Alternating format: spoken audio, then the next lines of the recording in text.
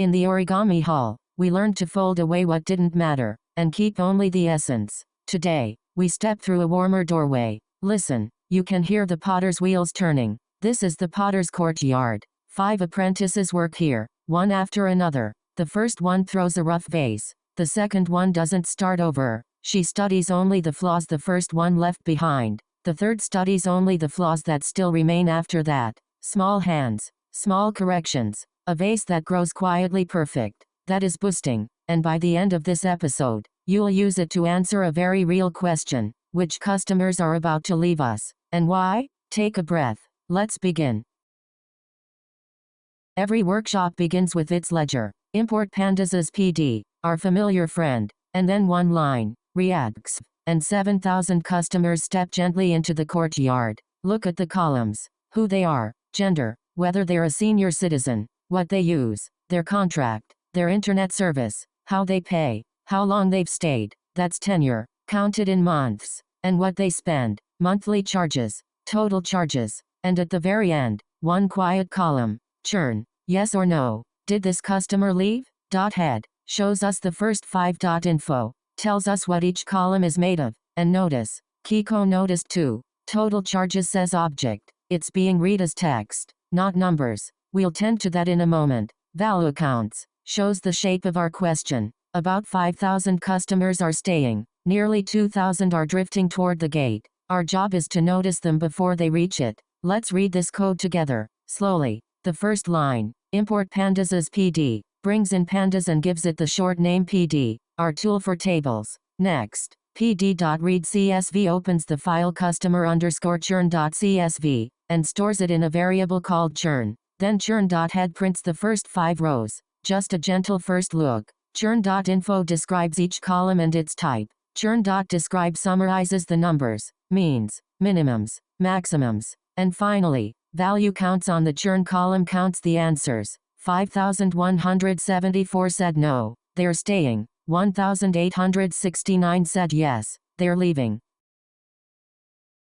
Before a potter shapes anything, the clay must be wedged, soft, even, free of air pockets. Our data is the same. First, total charges. It arrived as text, so we ask Pandas, gently, to turn it into numbers. Errors equals coerce means, if a value truly can't become a number, leave it blank, and we'll tend to it. A few cells are blank. We fill them with the median, the middle value. No drama, just steady ink. Then our target, yes becomes 1, no becomes 0. The question is now something a model can hold, and the words, month to month, fiber optic, electronic check, pass under the stamping seals. Jet dummies turns each one into small columns of 1s and 0s. If this feels familiar, it should. We did this in the guild hall, and in the Great Oak Library. Good habits travel with us. The clay is ready. Take this one line at a time. First, pd.toNumeric converts the total charges column into real numbers, and errors equals coerce means any value that can't become a number turns blank, instead of causing an error.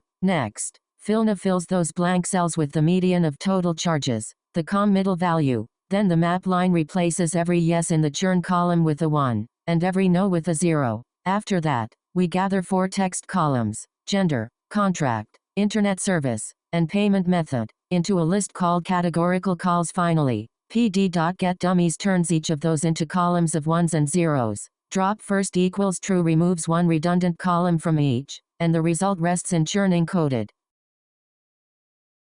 Sometimes the most helpful ingredient isn't in the ledger yet. You have to mix it. This is feature engineering, one of the quiet crafts of machine learning. Watch. Total charges divided by tenure gives us average monthly spend. A customer paying a lot, month after month, feels their bill differently than one paying a little. Monthly charges times tenure, lifetime value, how much this relationship has carried so far, and tenure itself. Instead of 72 separate month values, we snip it into 4 soft bands. New customers, settling customers, established, and loyal. Notice the +1 in the first recipe, a tiny kindness. So a brand new customer with 0 months doesn't divide by 0. Nothing new was measured. We simply looked at what we had. From a better angle, the model will thank us for it. 3 new columns, mixed one at a time. First, AVG monthly spend. We take total charges and divide it by tenure +1. That +1 matters. A brand new customer with 0 months of tenure would otherwise make us divide by 0. Second, lifetime value. Simply monthly charges multiplied by tenure. Everything this relationship has carried so far. Third, tenure band. PD.cut slices the tenure column at 12, 24, 48, and 72 months, giving the labels 0, 1, 2, and 3, and ASTIPENT keeps them as whole numbers. The last line prints the head of just these 3 new columns, so we can watch our fresh ingredients settle gently into place. The ritual you know well by now. Features on one side, everything the wheels are allowed to see. The answer, churn, sealed in its golden envelope, and the customer ID folds itself away. A name tag teaches nothing. Then the split. 80% go to the wheels, to be learned from. 20% pass through the garden gate, to wait in the sun. One new word today. Stratify equals Y. It simply means, keep the balance. The same gentle proportion of leaving and staying customers on both sides of the gate. Since far fewer customers leave than stay, this small kindness matters. The apprentices will never peek past that gate. That's how we'll know, later, whether they truly learned. 2 quiet lines, then the split. X takes everything in churn encoded except 2 columns. We drop customer ID, because a name tag teaches nothing, and churn, because that's the answer itself. Y holds only the churn column, our target. Then train test split divides them into 4 pieces. X train and Y train for learning. X test and Y test for the final exam. Test size equals 0.2 keeps 20% aside. Random state 42 makes the shuffle repeatable. And stratify equals Y keeps the same balance of leavers and stayers on both sides. The printed shapes confirm it. 5,634 training rows. 1,409 test rows. 16 features each. Before the code, a moment of intuition. In the Whispering Grove, remember, 200 trees each formed an independent opinion, and then voted. That was a forest. Everyone worked at the same time, on their own. The courtyard works differently. Here, one apprentice works first. Her vase is rough, and that's all right. She doesn't hide the flaws. She collects them, little clay shavings, each with a number, and slides the tray to the next wheel. The second apprentice never remakes the vase. He studies only the shavings, only what's still wrong. Then his leftover flaws, smaller now, slide onward again. Each learner studies only the mistakes that remain. That's the whole secret. A forest works in parallel and votes. A boosting chain works in sequence, and corrects. One is a chorus. This is a relay. Now, slow down with me. This is the scene the whole episode rests on. Round 1. The first apprentice, the first small decision tree, makes her honest attempt. 68% of customers, she gets right. But look at customer 4102. He will leave. The true answer is 1. She predicted 0.58. The gap between truth and guess, 0.42. That gap is called the residual. What remains? Every customer's residual becomes a clay shaving, with its number on a tag. And here is the beautiful part. The tray of shavings, not the data, not the vase, is what slides to the next wheel. Round 2. The second apprentice trains only on those residuals. His whole world is what's still wrong. And notice the little brass dial, learning rate, set to 0.1. He could press his full correction onto the vase, but he applies only a thin layer of it, a gentle hand. Small steps rarely overshoot. The plaque turns, 79%, and customer 4102's residual? From 0.42, down to 0.19. Round 3. Smaller shavings, smaller corrections, 88%, and 4102's residual is now 0.07, barely a crumb of clay, 0.42, 0.19, 0.07. Watch that golden thread fall. Now the courtyard time lapses. 200 apprentices, each fixing only what the last one missed, each pressing only a tenth of their correction. No single apprentice is brilliant. Together, they are quietly remarkable. If this felt fast, that's all right. It's just 3 ideas, breathing together, residuals, sequence, gentle steps. Read this little scoreboard from top to bottom. Round 1. The first tree alone reaches 68% accuracy. Look at customer 4102. The actual answer is 1. He will leave, but the tree predicted 0.58. The residual, the gap, is 0.42.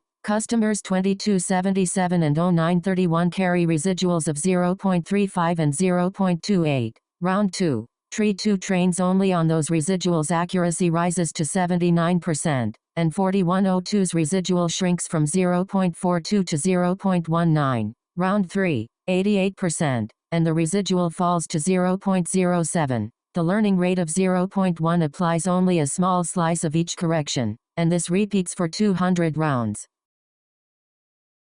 Everything we just watched fits in one small block of code. Nestimators equals 200. 200 apprentices in the relay. Learning grit equals 0.1. The gentle hand. Each apprentice presses only 1/10 of their correction into the clay. These two settings balance each other, like breath in and breath out. Smaller steps usually want more apprentices. Max depth equals 3. Each learner stays simple, just 3 questions deep. In boosting, we don't want brilliant individuals. We want humble ones, in a long patient line. Then .fit, and the courtyard comes alive. 200 rounds of residuals and corrections, in a few quiet seconds. And on the test customers, the ones behind the gate, 86%. A lovely start. But this courtyard has 3 more wheels, each with its own gift. 1 small block, 4 gentle settings. First we import gradient boosting classifier from sklearn.ensemble. Then we build GB model n estimators equals 200. That's 200 small trees in the relay. Learning rate equals 0.1. Each tree presses in only 1/10 of its correction. Max depth equals 3. Each tree asks just 3 questions. Staying humble. And random state equals 42 keeps the run repeatable. Then GB model.fit, with X train and Y train, and the whole relay runs. Finally, GB model.score, on X test and Y test, prints our result, 0.861, 86%, on customers the model has never seen.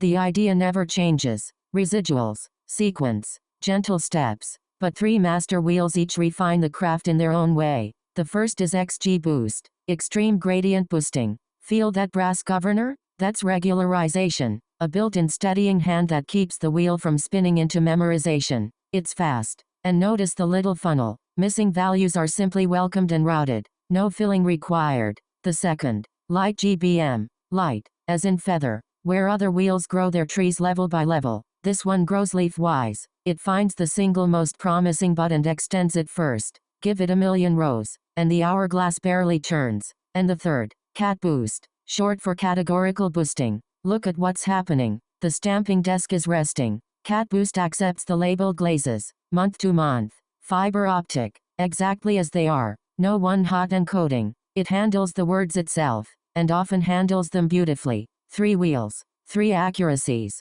all within a whisper of each other on our data. 87%, give or take. So how do you choose? Let's put their vases side by side. 3 wheels, 3 short blocks. First, from XGBoost we import XGB classifier. XGB model gets 300 estimators, a learning rate of 0.05, max depth 4, and eval metric set to logless. We fit it on X train and Y train, and its score is 0.872. Next, LGBM classifier from LightBM. LGBM model uses the same 300 estimators and learning rate, plus num leaves equals 31 letting it grow leaf-wise. Its score, 0.869. Last, cat boost classifier. Notice we build X raw, keeping the words as words. Split it again, and list our 4 cat features. CB model takes 300 iterations. Depth 4, verbose 0, no get dummies at all, and it scores 0.874.